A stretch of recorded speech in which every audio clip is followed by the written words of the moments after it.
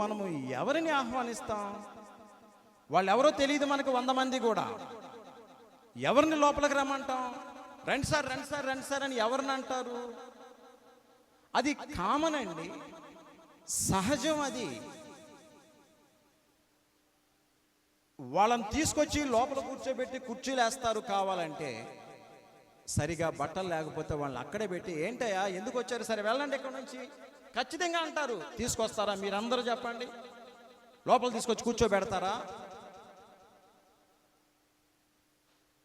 మార్పు అన్నది కావాలి ప్రతి మనిషికి. అంటే ఎవరికి వారే మారాలి, కానీ ఎవరో వచ్చి మార్చటం అన్నది చాలా కష్టమైన పని. చెబుతారు మారండి అని, చెబుతారు మీరు మారాలి, ఇలా జీవించండి, ఇలా జీవించండి అని.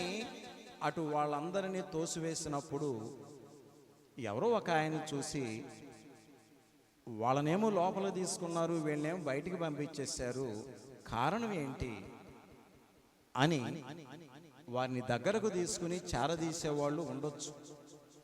లేకపోతే మన దగ్గరికే వచ్చారు కాబట్టి, అరే వీళ్ళు బాగున్నారు, చక్కగా నీట్గా తయారై వచ్చారు, సూట్ వేసుకున్నారు, బూట్ వేసుకున్నారు, వాళ్ళందరూ ఏంటి అలా ఉన్నారు అంత అన్యాయంగా, అయ్యా ఏంటి ఎలా ఉన్నారు, ఎందుకు వచ్చారు మీరు, సరే రండి మీరు కూడా, అయ్యా మీరు కూర్చోండి, అయ్యా మీరు ఇటు రండి, ఏం కావాలి మీకు, అయ్యా మాకు కట్టుకోవటానికి కూడా బట్టలు లేవయ్యా, తినటానికి సరిగా తిండి లేదయ్యా, మేము అందుకే ఇలా ఉన్నాము, ఏదో మీరు సహాయం చేస్తారని వచ్చాము అని అన్నారు అనుకుందాం.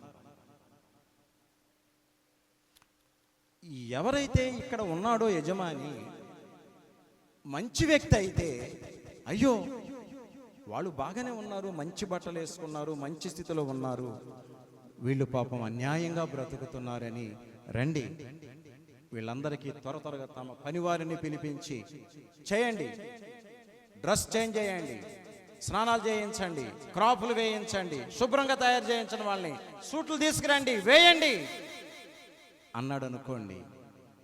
వీళ్ళకి వాళ్ళకి ఏమైనా తేడా కనపడుతుందా? వీళ్ళకి వాళ్ళకి ఏమైనా తేడా కనిపిస్తుందా? తయారైన తర్వాత